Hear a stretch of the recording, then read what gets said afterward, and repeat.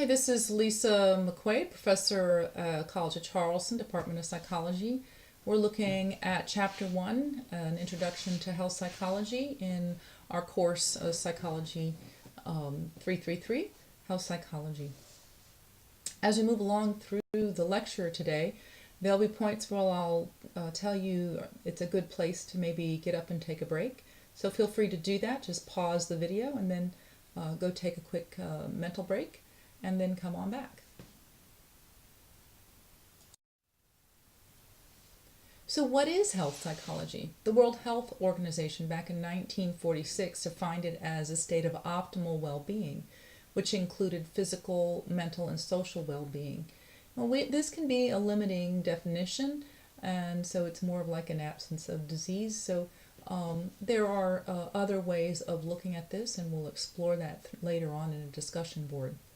Health psychology is a particular field of study that focuses on understanding the biological, psychological, and social influences of health and illness, with aims at promoting health and preventing illness and improving healthcare systems and policies. We'll actually take time and look at the historical factors that brought us to where we are. We'll look at how we can promote health and we can maybe prevent illness.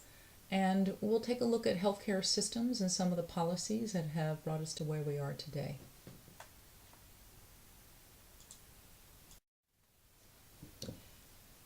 Illness-Wellness Continuum, if you take a look here,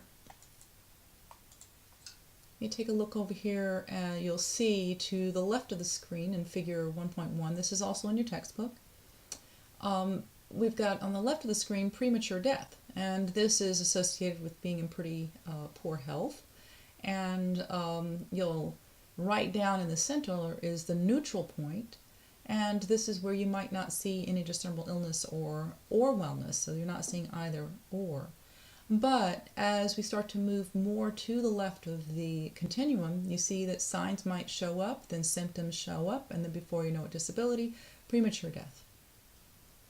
So treatment can shift it towards a more wellness aspect, and so more awareness and education, and then growth and change can lead to a high level of wellness on the right end of the spectrum.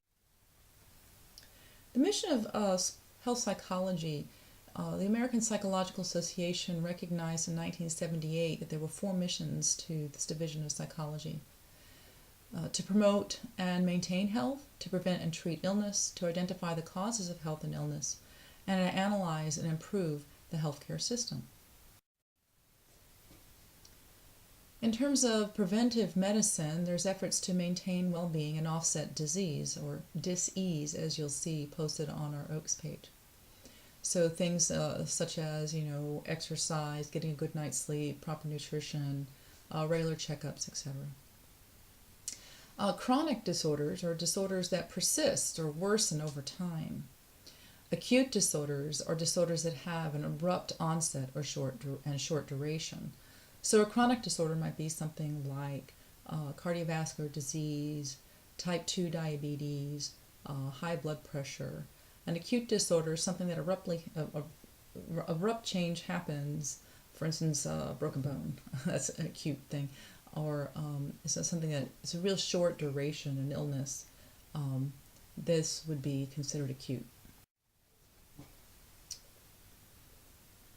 So preventing and treating illness, we want to identify people who may be at risk and the psychological factors that contribute to the risk. So we're really looking at the psychological aspects here, but we're also, you'll see, we'll look at what happens sociology-wise, what's happening in society, and also what's happening in the biology. So it's a biopsychosocial model, and we'll see that in a bit. We'll identify the biological and cognitive behavior and social factors that put people at risk. So ethology is actually the causes of the disease, and epidemiology considers the factors that are correlated with and occur most often with disease. So, and a lot of studies in health psychology have been done from an epidemiological point of view. Lots of patterns in the frequency and distribution of diseases within the populations are covered under epidemiology, and epidemiology establishes ethology. Health psychologists analyze the healthcare system at the local, state, and national, as well as the global levels, and ask how changes in the delivery of the healthcare can improve the lives of patients. So, what is your health to do, and what factors influence your actual health and your perceived health? We'll go there and discuss some of these questions on the discussion board.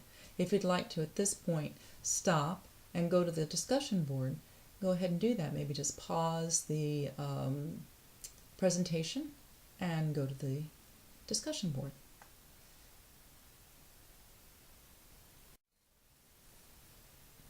If we take time and look at the biopsychosocial model, this model highlights the role of biology, psychology, and social processes in health. It considers the interaction between these processes as well as the entire experience of health and illness. So when you look at the three perspectives, biological includes genetics and risk factors. The psychological is your education and your coping skills. And sociology is the access to information about the treatment and care. And I would also add that sociology includes your background and history of how you might manage care. What were you what the environment you were raised in. That includes family, that includes schooling, that includes the location that you grew up in. So many things involved in the sociology there. So all of these three aspects create, our model of health. This comes from Straub's health psychology text, and that kind of is helpful in understanding the interaction here of these factors. So this is looking at the symptoms of anxiety in a biopsychosocial model. So you can see up in the right, the left-hand corner, you have genetic vulnerability to anxiety. So you might just be predisposed genetically based on maybe a more reactive nervous system. You perceive things in the environment differently. So you are more maybe reactive. Okay? And then if we go to the psychological processes, maybe you're having high stress right now, or you haven't developed good coping skills, or good coping skills, we'll go to the social part, might have been modeled inappropriately, so you haven't developed those skills. And you might have strong feelings of personal responsibility to this anxiety, so it will manifest in the behavior. We look at the social influences, we look at high levels of actual responsibility at work, home, in the community, maybe lack of social support. And again, let's also add under this, maybe you didn't have good models as you grew up in society that helped you grow into maybe a better way of coping, which would affect your psychology. So the resulted behavior would be maybe you have, a high degree of anxiety, you have headaches, maybe tension headaches, regular tension in the shoulders, etc., which will cause headaches. Racing heart, so your nervous system's on fire, it's constantly in a fight or flight response mode. You might be feeling breathless again because you're constantly in a state of fight or flight. You might have a lump in your throat. You might not be able to sleep because your nervous system is regularly turned on. Okay, so the behavior then would manifest as a high level of anxiety. So this helps you kind of understand, again, the biopsychosocial model with the symptoms of anxiety. I'm wondering if this relates to you, so I might add this to the discussion board if you'd like. So it's really important to take a systems approach to all of this, because our bodily systems cannot be divided out. So we don't get a disease in just one part of the body and then it's not affecting any of the others, because all of our systems work together for good health. So the systems theory is that the constant of the body has a system, and it's governed by many different factors, and then change at any level, will influence many of the other levels. So we have several systems to consider, and they all work together. So if you think about your muscular system, how you move through the world, muscles help with that. Your nervous system connects directly to your muscular system, because the nerves have to activate in order for the muscles to actually move. Your skeletal system supports your body. It's also protective. Your circulatory system pushes the blood through to the body, to all of the body. All the cells of the body require blood. Your endocrine system is your hormonal system, and it's directly connected to the blood. A lot of hormones move through the circulatory system. The lymphatic system is a system that cleanses your body and helps you with your immune system. Your digestive system, of course, help bring you energy. And, of course, these are connected with the endocrine system because the endocrine system is involved in parts of digestion. Your respiratory system is connected directly to the circulatory system as we bring in oxygen and release byproducts in and out of the blood system. Your urinary system is a cleansing part of your system. Reproductive system, definitely connected with endocrine, part of us continuing to exist. And then, of course, your integumentary system, your skin, is like one of the biggest organs in the body. So all these systems are directly related. You can't separate them out.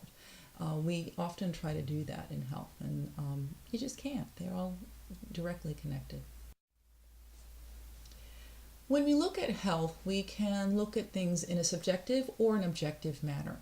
So if you think about objectively, things that might test this might be a blood pressure, or going and getting your blood done, and you might get some objective measures that would give you indicators of your health.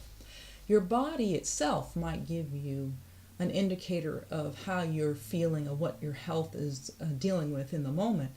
A heart attack. You're having a heart attack. Your body is telling you there is something wrong. So, in response. So that would be a definite objective measure. The subjective health-wise, we'd think of, how you really evaluate your own health status. I'm doing okay. I'm feeling good. And this could stay. You could have this feeling of, remember the continuum, where you're right in the middle, you're not really seeing any signs of anything, and you're not really doing anything to make on the positive end of the health spectrum and the continuum, and so you're continuing with maybe some unhealthy patterns, which would eventually take you down to starting to have some symptoms, down into, maybe a heart attack. Okay, so you're although you may subjectively feel like you're healthy, your objective measures may be telling that you're not. Maybe you have high blood pressure. High blood pressure eventually can take you to a heart attack. So that's why it's also important to go for well checks, so that you get some of those objective measures to give you some feedback besides what you might be feeling. Okay. In health psychology, we also consider health around the world. We talked briefly about it. And so we look at how we can improve global health to achieve equal outcomes for all people. And people tend to be ethnocentric, so their ethnology themselves, they don't tend to look beyond their local beliefs and customs, or even in science. So we want to look at the world more in a global perspective. And so health psychology looks at highlighting areas of most need of help. Health disparities, the differences in overall health, access to quality health care and health outcomes. And so there is definitely some health disparity even here in the United States. So not just from the different disparity between us and, let's say, another country, right here in the United States. In developed countries, those with the high average standard of living, and then there's developed countries, or less developed countries, have a low level of material well-being. So often we have less secure political structures, there's less stable economics, and less equitable economics. So this is kind of an interesting slide because it looks at the causes of death across the countries in different income categories. So if you look to the left side, looking at the rates here, hypertensive, diabetes, tuberculosis, road traffic accidents, HIV, diarrheal diseases, lower respiratory infection, chronic obstructive pulmonary, stroke, cerebral vascular disease, and ischemic heart attacks. So heart attacks way up there on the top. So, and then if you take a look here at low income countries, you see that, as you move up, you have lower respiratory infections up there at the top, diarrheal diseases, HIV. Ischemic heart attacks isn't the top dog, okay? Malaria, we weren't even seeing that you won't even see that in the high level. Stroke and other cerebral vascular diseases, tuberculosis, so and down here neonatal infections. So high income, heart attack, top dog. Strokes and other cardiovascular disease up there on the top.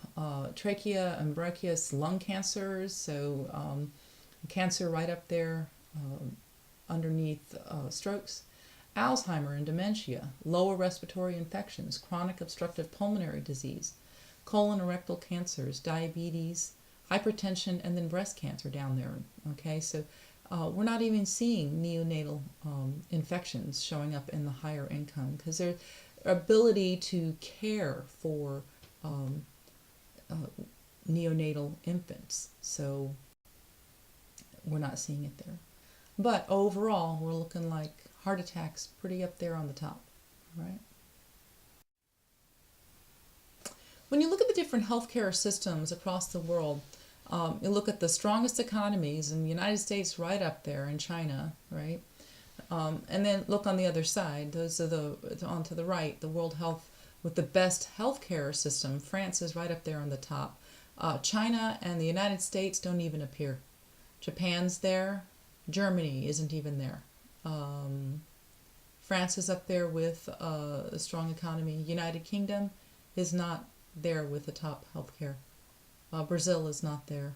Italy is not there. India is not there. And Canada. And Canada also has, they have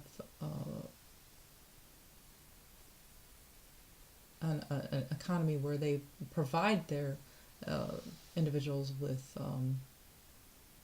health care.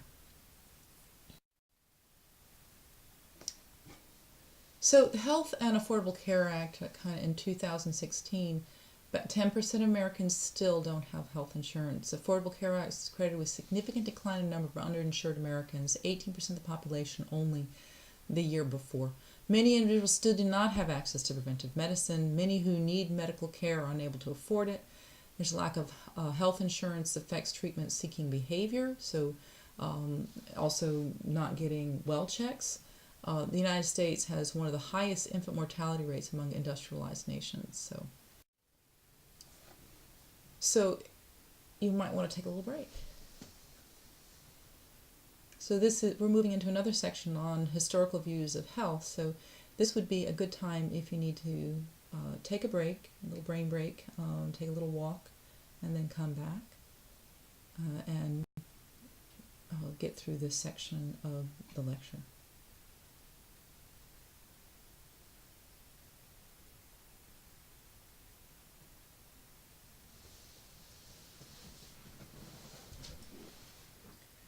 So if you look at ancient times, the documents between 1900 BCE and 1550 BCE, such as the Emperor's Papyrus, attribute illness to spiritual beings, supernatural causes, and treatments were in the form of spells and potions and frighten the spirits away.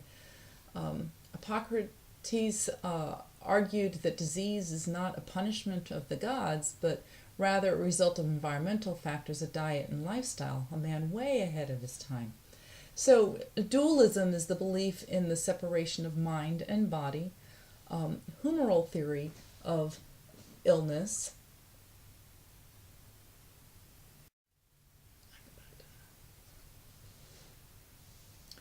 So the Middle Ages was a time of extreme challenge, rapid development, but poor sanitation, and beliefs about health began with superstition. So illness was said to be a result of sins of the soul. Sufferers sought relief through meditation, prayer, herbal remedies, and spiritual healers. look in the Renaissance period, it began in Italy in the 14th century with renewed interest in medical science. And so physicians began to study actual human anatomy in depth. Germ theory of disease was attributed disease to microorganisms, so this was a big thing, a big factor. It moved towards science and away from superstition, which created more emphasis on the body in disease. In the 17th century, René Descartes firmly set apart mind and body. He believed that the body functions like a machine, while the mind, or soul, is non-material, although it controls the body. Later developments include discovery of antibiotics and drugs to treat infections caused by bacteria, such as penicillin and the polio vaccine. So putting psychology in historical perspective, we look at the dualism of mind and body created division and healing. So physicians treated problems of the body, philosophers, priests, and shamans and treated problems of the mind. Sigmund Freud, late in the 19th century, united the mind and body once again in the belief of this holism. So Freud discovered the powerful therapeutic influence of talk, or psychoanalysis, and the psychosomatic medicine examines the relationship between mind and body in health and disease.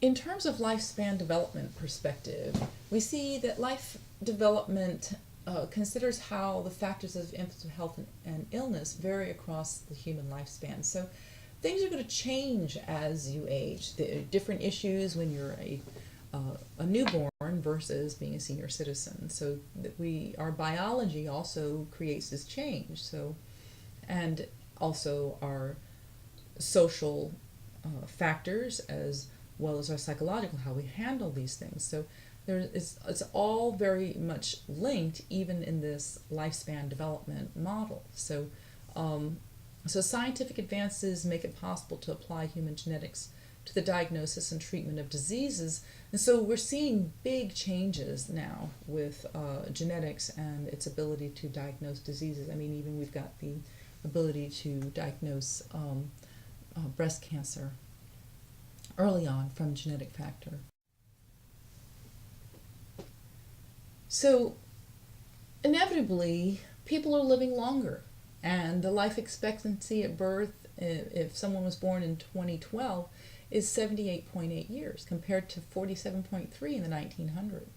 So in the 1900s, more deaths were caused by infectious diseases and were acute rather than chronic illnesses. So something that, hit and they died, okay? Today, the focus is on management of chronic illnesses, so the progression is slowed and quality of life is preserved. So you really want to have a good life as you age here. So if we look at on the right side of the page in the 1900s versus 2015, definitely all of these issues, are, except, have cancer, it takes a long time to develop, and heart disease over time and stroke, versus heart disease and cancer up at the top in 2015. So definitely more acute versus chronic diseases that we are currently dealing with now.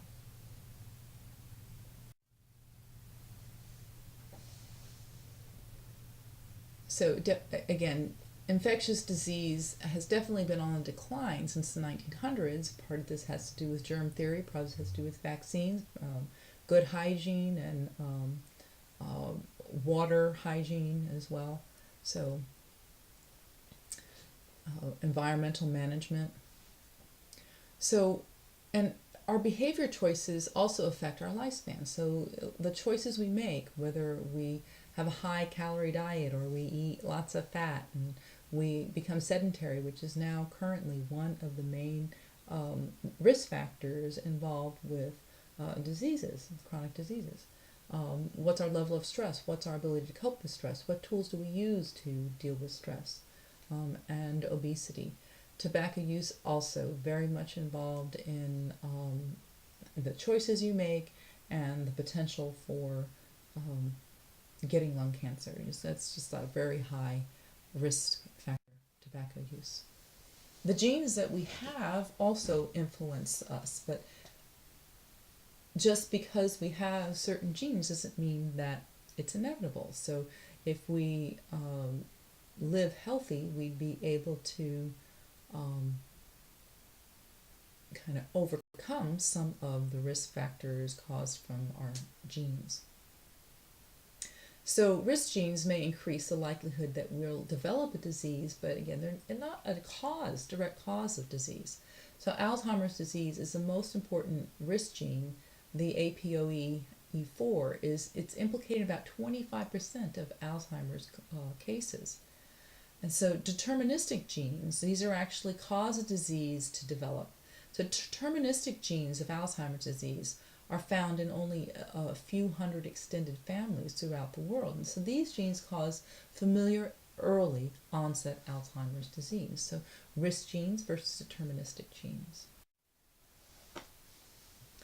Research shows that the incidence of some of major diseases like heart disease, some cancers, and dementia are actually declining in wealthy countries.